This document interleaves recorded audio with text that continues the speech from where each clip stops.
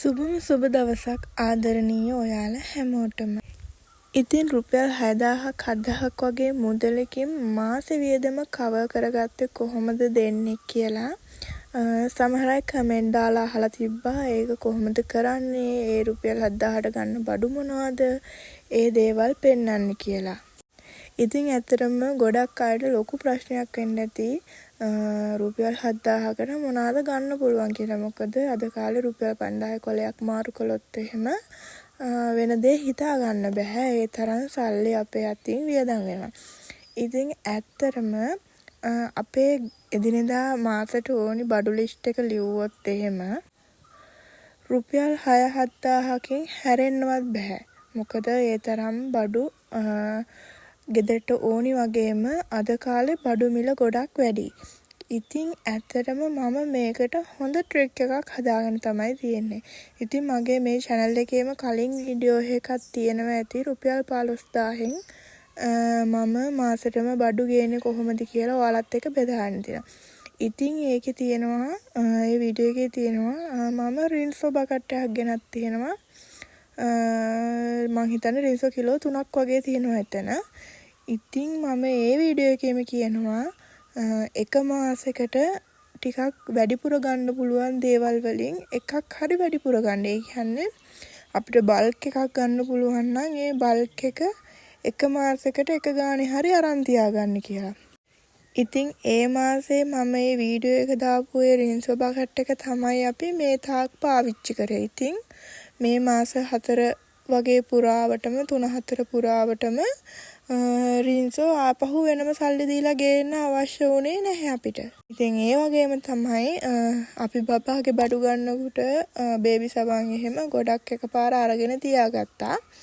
ඉතින් ඇත්තටම සබන් ඕනි උනේත් නෑ ආපහු අපිට ගන්න. ඉතින් ඒ විදිහටම තමයි අපි කලින් පාවිච්චි කරේ පොඩි ගෑස් සිලින්ඩරේ. ඉතින් මගෙන් කට්ටිය අහලා තිබ්බා ඔය පොඩි ගෑස් සිලින්ඩරේ දවස් කීයක් පාවිච්චි කරන්න පුළුවන්ද? අර මගේ කිචන් එක හදලා තියෙන වීඩියෝ එකේම මම හරියටම දවස් 28ක් පොඩි ගෑස් සිලින්ඩරේ පාවිච්චි කරනවා. ඉතින් ඒකෙන් අපි පොඩි ගෑස් එකෙන් ලොකු ගෑස් එකකට අපි මූ වුණා. ඉතින් හොඳ වෙලාවට බබා හම්බ වෙන කලින් තමයි අපි ලොකු ගෑස් සිලින්ඩරේ ගෙනත් තියාගෙන තිබ්බේ. ඒ කියන්නේ කිලෝ 12.5. ඉතින් ඒ කියන්නේ අර 2.5 වගේ 5 ගුණයක්නේ. ඉතින් මාසයක් පොඩි ගෑස් සිලින්ඩරේ පාවිච්චි කරන්න පුළුවන්. ලොකු ගෑස් සිලින්ඩරේ මාස 5ක් පාවිච්චි කරන්න පුළුවන්. ඉතින් අපි ඒකත් ඒ වෙනකොට අරගෙන තියාගෙන තමයි තිබ්බේ. ඉතින් ඔය විදිහට මාස 3-4ක් පාවිච්චි කරන්න පුළුවන් වැඩිපුර ගන්න පුළුවන් දේවල් මම එකක් හරි මාසෙට ගන්න එක පුරුද්දක් කරගෙන තමයි තිබ්බේ. ඉතින් ඒ වෙනකොට ඒ එක කිසිම බඩුවක් මට අවශ්‍යතාවයක් වෙලා තිබ්බේ නැහැ. අපි එදිනෙදා ගන්න වියලි බඩු ටික විතරයි මට අවශ්‍යලා තිබ්බේ. ඉතින් ඒ වගේම මම පරිප්පු කිලෝ 2ක් විතර ගන්නවා එකපාර. ඉතින් පරිප්පු කිලෝ 2ක් ගත්තම මාස 2ක් පාවිච්චි කරන්න පුළුවන් මට. ඉතින් ඒ වගේම ඔයාලට මේ වීඩියෝ එකේ පේනවා ඇති මම සෝයා මීට් ටිකක් වැඩිපුර අරන් තියෙනවා. පැකට් 4ක් හරි 5ක් හරි. ඉතින් මේ අරගන්නේ මේ මාසේ ඔක්කොම කන්න නෙමෙයි.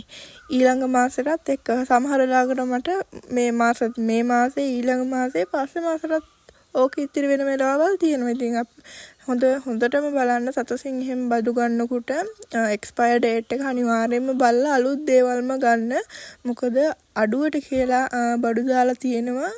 ගොඩක් වෙලාවට ඒක එක්ස්පයර් ඩේට් එක බැලුවම මාස 2-3යි තියෙන්නේ. ඉතින් ඒ වගේ දේවල් ගන්න යන්න එපා. ඉතින් මම මේ මාසේ ඔන්න වැඩිපුර ගත්ත දේවල් තමයි සෝයා මීට්, මිරිස් කුඩු, පරිප්පු 3-5 වර්ගෙම. මම මිරිස් කුඩු ග්‍රෑම් 250ක් වගේ ගන්නවා. ගොඩක් වෙලාවට මේක මට මාස 2.5ක් විතර ඇති. මොකද මම වැඩි මිරිස් කුඩු එහෙම දාන්නේ නැහැ කෑම වලට සැර. දැන් බබා ඉන්න හින්දා කොහොමත් වැඩි දාන්න ඉතා චූටි ප්‍රමාණයක් තමයි කෑම වලට මිරිස් කුඩු එහෙම එකතු කරන්නේ. මම ගිය මාසේ ගෙනාවේ කෑලි මිරිස් 250. ඉතින් කෑලි මිරිස් නම් පාවිච්චි වෙන්නෙම නැති තරම් ගොඩක්. මොකද තෙල් එහෙම කෑම වැඩි කන්න හොඳ නෑනේ අලුත් බබෙක් ඉන්නකොට. ඒ වගේම නූඩ්ලස්, පැස්ටා වගේ දේවල් මම ගිය මාසේ වැඩිපුර අරගත්තා. ඉතින් පුළුවන් නම් මේ පුරුද්ද ඕගොල්ලොමුත් එකතු කරගන්න. මොකද අපි වැඩිපුර මේ විදිහට ගෙරක් තියාගත්තොත් අපිට පැත්තටම මාස 5-6කට තියාගන්න පුළුවන් ඔය විම් ඔය ලික්විඩ් වර්ග ඔය රින්සෝ සබන් එතකොට ඩිෂ් වොෂ් ඒ වගේ දේවල් අපිට වැඩිපුර ගෙනත් තියාගන්න පුළුවන්. ඒව පුළුවන් නම් අර කෑන් ගණන් ගන්න තියෙන ඒවා අර එකක් මාසෙට එකක් ගන්න. ඒක ඇත්තටම ඔයාලා හිතනටත් වඩා ලොකු ඉතිරියක් වෙනවා. ඒ වගේම තමයි මේ වගේ අමාරු කාලයක් මොන මොහොතේ එන්න පුළුවන් වෙයිද දන්නේ නැහැ. ඉතින් ඒ හින්දා ඒ වගේ දෙයකට ලෑස්ති වෙලා ඉන්න එකට ඇත්තටම මේ ක්‍රමය කරන එක වටිනවා. මොකද එතකොට ඩිංගක්වත් බය නැහැ අපේට ඊළඟ මාසේ සල්ලි නැහැ කියලා. හාල් නම් ලොකුවට ඕනි වෙන්නේ අපි මාසෙට ඒ වුණාට කිලෝ 5ක මිටියක් ගේනවා. නාඩු හාල් වලින් හරි සම්බ හාල් හරි ඔය වගේ හාලකින් කිලෝ 5ක් ගේනවා. ඊට අමතරව අපිට කුඹුරෙන් එන හින්දා අපි ගෙදර මිටියක් ඇඹරුවොත් එහෙම භාග බෙදා ගන්නවා. ඉතින් ඒ හින්දා හාල් කිලෝ 20-30 ගේන්නේ මහසෙට. එහෙම ගේනාට නම් මීට අමතරව ගාණක් එකතු වෙනවා ඇති. ඉතින් ඇත්තටම කිව්වොත් රුපියල් 6000ක් නෙවෙයිනේ.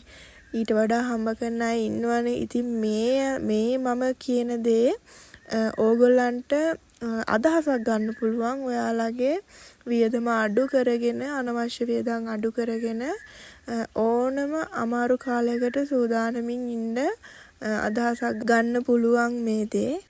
ඉතින් ඔන්න ඔය විදිහට තමයි මම අර අපිට ආපු අමාරු කාලෙදී බඩු ගෙනාවේ. දැනටත් තාමත් මම බඩු ගේන්නේ. වගේම මම පුරුද්දක් විදිහට හදාගෙන තියෙන දේ මට ශක්තියක් වුණ විදිහ. ඉතින් ඇත්තටම බබා හම්බ වෙන්න මාස 5කට කලින් විතර තමයි මම මේ ක්‍රමය හදාගෙන තිබ්බේ. අර එකපාර මොකක්ම හරි දෙයක් වැඩිපුර අරන් එන එක. ඉතින් ඒ වගේම මම ඉස්සරත් ඔය සබන් එහෙමනම් වැඩිපුර කොහොමත් ගේනවා.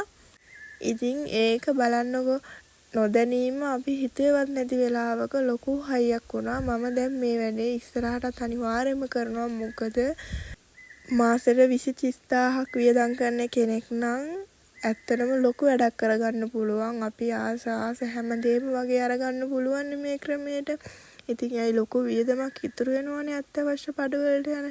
ඉතින් ඒ හින්දා ඉතින් ওই ටික තමයි මට ඔයාලත් එක්ක බෙදා ගන්න ඕනේ උනේ. ඉතින් දැන් ප්‍රශ්න තිබ්බනම් දැන් ඒ ප්‍රශ්න निराකරණය වෙන්නේ නැති කියලා මං හිතනවා. එහෙනම් ඉතින් අදට මම ගිහින් එන්නම්. ඔයාලා හැමෝටම සුබ දවසක්.